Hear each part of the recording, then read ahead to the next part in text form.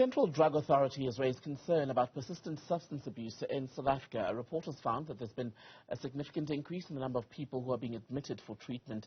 This was in the first half of 2021.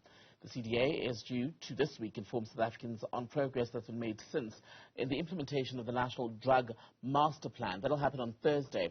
Ahead of that, we're able to speak tonight with the body's chairperson, Ms. Nandi Mayathula Khoza. A very good evening to you, ma'am. Thank you for your time. So a lot of concern about the level of, or the number of people who are seeking treatment around 2021, but that analysis of those numbers can go two ways, right? It can mean that we've got more people who are becoming addicted, or that there are more people who sought help in that period.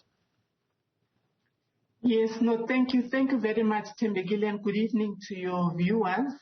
Indeed, we are concerned as the Central Drug Authority of South Africa that the number of users of drugs, but also the number of people who abuse alcohol in our country is actually increasing. And we are, dependent on the stats that we get from the Sakendu. It's a private organization that basically uses the data and information from the treatment centers. So they, you know that our country has about 13 public treatment centers where people can go and receive treatment without paying, but government pays for that. And therefore, Sakendu will go to all these treatment centers and gather information and data about the users, gather information about what drugs the users are taking, or if they're taking alcohol, they'll also gather information on that. Yes, indeed, the numbers indicate that from 2010, the numbers of people who take drugs in our country is increasing. But it also happens worldwide, because we are informed by the World Drug Report that in fact we have about 275 million people who use drugs in the world. But we are concerned about our situation, that we should be able to reduce the demand for drugs. We should be able to reduce the supply for drugs in our country. But most importantly, we should be able to reduce the harms that are caused by use, misuse, and abuse of drugs in our country, and alcohol abuse. And who is most addicted in South Africa? Is it still the younger sections of the population? Absolutely. The data from Sakendu indicates that it's still mostly it's the younger population of our country, between the ages of 15 to 25, but then there would be older ones as well. But we are also informed that there are children as young as 9 years old who are found in treatment centers, their parents seeking treatment for these children. So it's the age is really a young adult, and mainly young African adults. And do we have clear data on what is driving people in the direction of drugs or even alcohol abuse? Because some have said that there are links to be drawn, for instance, between areas where people are poor and hopeless and the rate at which they become addicted.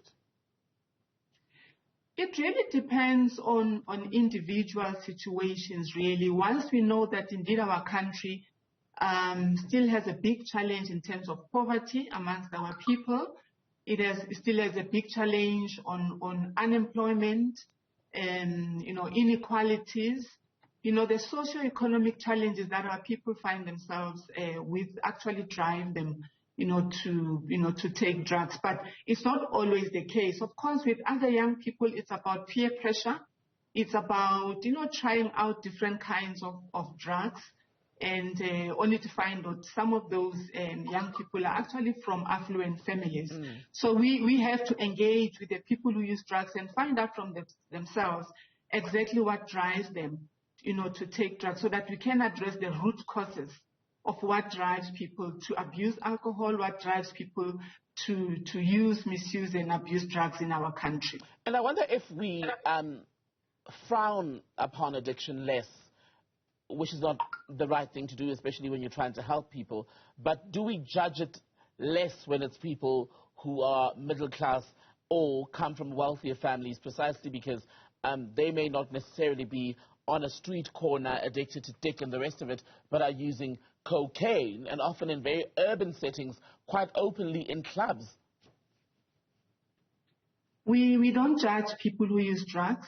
We shouldn't judge people who use drugs, whether they are from poor families or whether they are from affluent families. We need to, ensure that they get the help that they basically need in terms of, treatment, in terms of detoxification. And now we're also talking about, science, evidence-based, treatment centers and prevention. So we in South Africa really have changed the way we think, and our policy approach has also changed, because in the past really, people who took drugs, people who misused alcohol were regarded as people with no morals. And there is evidence that in fact people who use drugs, people who abuse alcohol have a chronic mental illness, I mean, it's like anybody who has an illness, it could be cancer, it could be high blood pressure. They need public health. They need services. They need to be assisted with health, with treatment, psychosocial support. And what is also important is that, some of these young people are now suffering from mental illness, psychosis. So what is important is that we shouldn't judge, we shouldn't discriminate people who use drugs. We should work with them, and nothing should be done, no policy, no program, no strategy should be developed without, talking or engaging people who use drugs. So we really as South Africa are also trying to move away just to deal with stigma as well, but just to deal with the situation whereby in the past, in fact, the kinds of approaches and strategies worsened the situation in terms of discrimination and treating people who use drugs as criminals. Of course, I mean, there will be those people who use drugs and then they steal and then they do all sorts of criminal activity. But there will be people who just use drugs, for various reasons.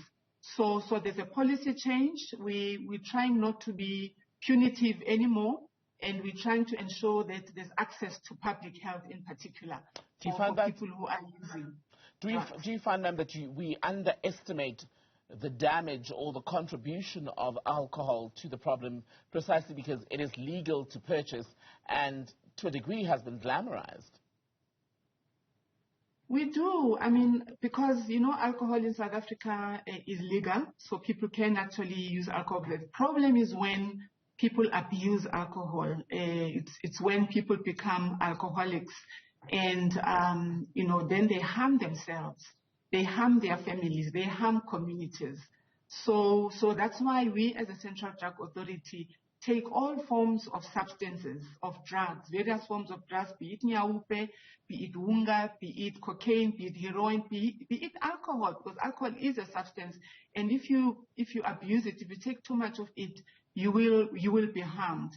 And that's why it's important for us to consider all these forms of substances and assist the people who use and misuse drugs to recover from that. You're going to hold a briefing on Thursday to tell us where you are as far as the implementation of the national plan, especially because of focus on the period 2019 to 2024. I wonder if you're able to give us an idea of the progress made towards reaching the goals, especially with 2024 now knocking at the door, and what some of the other priorities will now need to be to take us to the next level of ridding society of what is an illness. Yes, no, absolutely. We, as a Central Drug Authority, working together, with various departments, social development being the champion of this particular sector and other departments, but most importantly, the community, the people who use drugs, the community, as well as the structures that are called provincial substance abuse fora, structures that are called local drug action committees, and these are local structures that deal with day-to-day situations of drugs and alcohol abuse in our country. So the objectives really of this media engagement that's happening on Thursday at 9:30 at Emperor's Palace, it's basically to reintroduce the National Drug Master Plan 2019 to 2024. It's also to highlight the priorities of the Central Drug Authority for the coming financial year, but it's also to inform the media on the oncoming provincial dialogues. We'll be having provincial dialogues from Gauteng to all the other 8 provinces in our country throughout the year. And then we'll also be having a national summit, a biennial summit, towards the end of the year in November. So essentially, yes, the priorities that we want to communicate are rather, let me start with the goals of the National Drug Master Plan. Indeed, we are concerned about demand reduction of drugs in our country, of alcohol abuse in our country. So a lot of work has been done. I'm sure if I would elaborate on what exactly has been done, it would take a long time. But I would appreciate your presence at the launch so that we can get all the information. Supply reduction, harm reduction, and all those priorities that we have, even in terms of economic. Socio-economic development of our people, young people in particular, especially those who use drugs, so that once they have been assisted, they have recovered, they should be able to go back to a community when they are emotionally strong, and that it doesn't become easy for them to relapse. So we encourage aftercare programs, etc. And I think the priorities that we want to share with the people of South Africa as a Central Drug Authority would also include issues of capacity building. Capacity building for all the stakeholders who are implementing the National Drug Master Plan. And yes, and we also want to look at research and data so that we inform the policies that we develop. Ms. Nandi Mayathula Khoza, good to have your time. Thank you so much. We'll get more from you on Thursday when you do release that report. Thank you.